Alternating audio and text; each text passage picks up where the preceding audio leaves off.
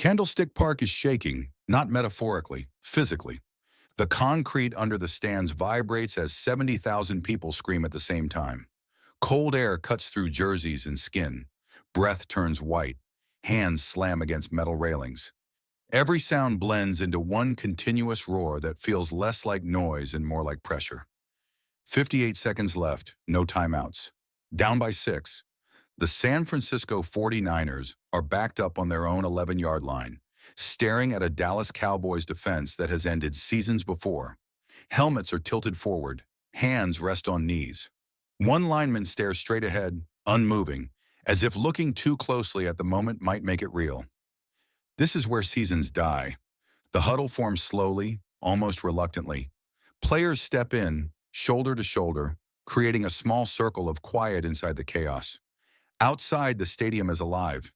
Inside, it feels suspended, like everything is waiting to fall one way or the other. This is the moment quarterbacks lose teams. This is the moment where voices crack, where eyes rush ahead, where the weight of the clock leaks into every decision. Then Joe Montana steps in. He doesn't rush the huddle. He doesn't clap his hands. He doesn't raise his voice. He just looks around. He sees tight jaws, locked shoulders, a receiver rubbing his gloves together like he's trying to warm up nerves instead of hands. Another player swallows hard, eyes fixed somewhere below eye level. The noise from the stands bleeds through the huddle walls, but it feels distant now, muted, like it's coming from another place. Montana lifts his chin. He doesn't look at the defense. He looks past them, up into the stands, and then something impossible happens. He smiles, not a nervous smile, not a grin meant to hide fear, a real one. He raises his hand slightly and points casually, like he's noticing something on the way to practice. His voice is calm, almost conversational. "Hey, isn't that John Candy?" For half a second, nobody responds. The words don't fit the moment. They land wrong. They don't belong in a season-ending drive with less than a minute left and no margin for error. Then one player exhales through his nose. Another lets out a short laugh. Someone shakes his head, and something invisible cracks. The pressure doesn't vanish instantly. It fractures. The tightness in shoulders loosens just enough. Breathing changes. Fear loses its grip. The Cowboys don't see any of this.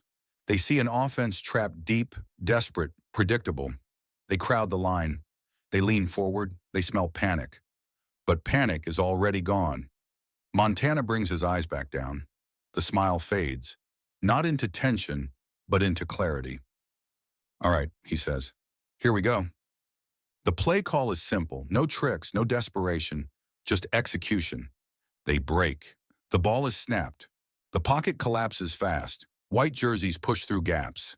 Hands reach for fabric, for shoulder pads, for anything that slows the release. Montana steps up instead of back.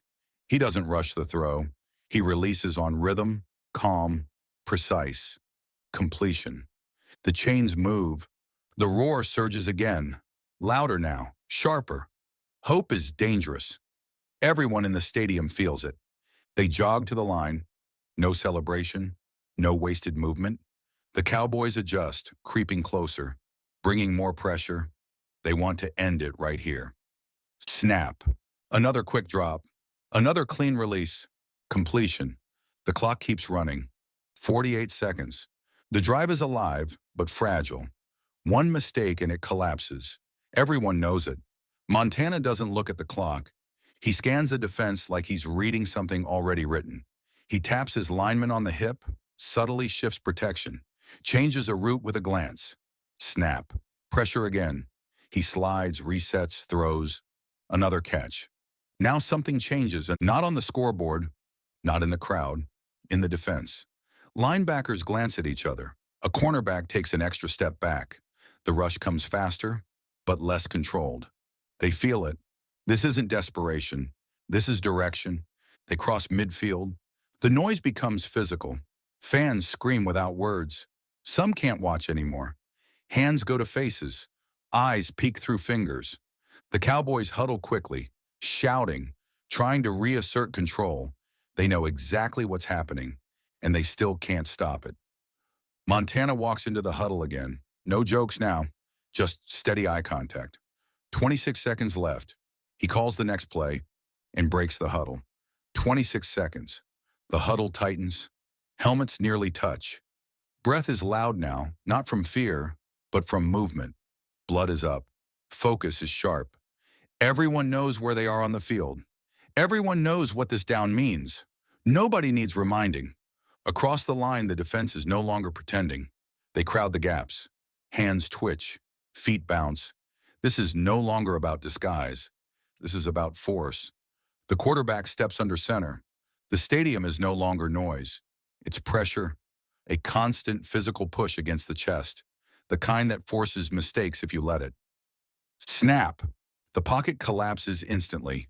Not slowly, not cleanly, instantly. A defender comes free off the edge. Another bull rushes straight through the middle. Arms reach, fabric stretches. There's no time to hesitate. The quarterback rolls right. This is not where the play is designed to go. The field shrinks. The sideline approaches fast. The angle tightens. Options disappear one by one. A linebacker breaks free and changes direction. He sees the movement. He accelerates. This is the hit that ends drives. The quarterback keeps his eyes downfield. In the back of the end zone, a receiver fights through contact. A cornerback leans into him, hand on the jersey. A safety closes from the inside. The window is small, smaller than comfortable, smaller than safe. The quarterback plants his foot. He doesn't rush the throw. He doesn't double clutch. He lifts the ball high, higher than it needs to be, higher than most would dare. The ball leaves his hand. For a moment, everything slows. The crowd gasps, not cheers, not screams. A collective inhale. The ball arcs. Too high, some think. Too long, others fear. In the end zone, the receiver tracks it, adjusts, leans away from the defender at the last possible instant. He jumps. Time stretches thin. Fingers reach. Leather brushes skin. Hands close. Feet come down. Touchdown. For half a heartbeat, there is silence. Not because nobody reacts, but because the moment hasn't finished landing yet. Then the stadium detonates. Sound becomes chaos. People scream into the cold air. Strangers grab each other. Some fall back into seats they weren't planning to sit in. Others stand frozen, hands on heads, trying to process what they just saw. On the field, players point. Officials raise their arms. It counts. The quarterback jogs off to the sideline. No sprint, no celebration, just a steady jog, helmet on, face calm. As if this was not a miracle, as if this was sequence. The extra point team runs out. The noise continues without pause. The kick goes through. They lead. On the Cowboys sideline, there is confusion before anger. Coaches shout, players pace, helmets slam into benches. They replay the drive in their heads. They can't find the mistake. Because it wasn't a mistake, it was composure. Back on the sideline, the quarterback removes his helmet. Steam rises into the night air. His breathing is steady, controlled. A teammate slaps him on the shoulder pad. Someone laughs, someone else shakes their head. Unbelievable, one player says. The quarterback shrugs. The defense takes the field. The job isn't done yet. There are seconds left. Anything can happen. But something fundamental has already shifted. The Cowboys no longer look confident. They look rushed. They move quickly, too quickly. Routes break early. Throws come out sharp, forced. The pass falls incomplete. The clock runs. Another snap. Pressure again. But this time it's theirs. The final seconds drain away. The whistle blows.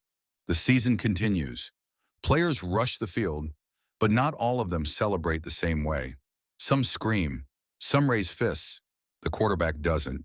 He walks. Calm. As if the most difficult part of the night already passed long before the touchdown. Long before the throw. In a huddle. With a smile. The noise doesn't stop when the whistle blows. It lingers. It hangs in the cold night air, bouncing off concrete, rolling across the field like a delayed echo. Some fans are still screaming. Others are frozen, hands pressed to faces, trying to understand how the last minute unfolded so quickly. Players pour onto the field. Helmets come off. Arms wrap around shoulders. Coaches shout orders that no one hears anymore. Officials wave people back. Cameras search for reactions. But the most important moment of the game is already over. Not the catch, not the throw, the huddle. Inside the chaos, the quarterback walks calmly toward the sideline. He isn't searching for anyone. He isn't looking at the scoreboard. He isn't replaying the drive in his head. He already moved on. Teammates slap his helmet, grab his jersey, shout into his ear. He nods, smiles briefly, says nothing that stands out, because to him, nothing about this feels unexpected. The Cowboys' offense lines up one last time. There are still seconds left, just enough to pretend something could happen. Their quarterback drops back, throws hurriedly, incomplete. Again, the clock bleeds out. That's it. The season survives. The stadium finally exhales. In the immediate aftermath, the broadcast focuses on the obvious. The replay loops endlessly. The ball leaving the hand, the leap, the fingertips, the feet dragging just enough. Analysts speak over each other. Incredible throw. Perfect awareness. Unbelievable catch. They slow it down, freeze it, draw lines on the screen. They explain how close it was. What they don't explain is why it happened. On the field, the quarterback is pulled into a brief interview. A microphone is shoved near his face. The noise is still deafening, but the question is simple. What were you thinking in the huddle? He pauses for half a second, not because he's searching for an answer, because he doesn't think it matters. I saw John Candy in the stands, he says. Just thought I'd point it out. The interviewer laughs, assuming it's a joke. The crowd laughs too, but the players don't, because they were there. They know exactly what that moment did. Later in the locker room, the energy is strange. It's loud but controlled, excited but grounded. No one is acting like the job is finished. Someone brings it up. That huddle, a receiver says, shaking his head. I thought you were messing with us? The quarterback shrugs. You look tight, he says. Figured we didn't need that. That's all. No speech, no lesson, no attempt to turn it into something bigger. But it already is, because that sentence, out of place, absurd, perfectly timed, did something no play call ever could. It reminded everyone that fear is optional. Pressure only works if you accept it. Years later, players will still talk about that drive, not in terms of X's and O's, but in feelings. The game slowed down, one lineman will say. It felt like we had more time than we actually did, another will add. I stopped thinking about the clock, a receiver admits. I just ran. That doesn't happen by accident. It happens when the person in charge never looks rushed.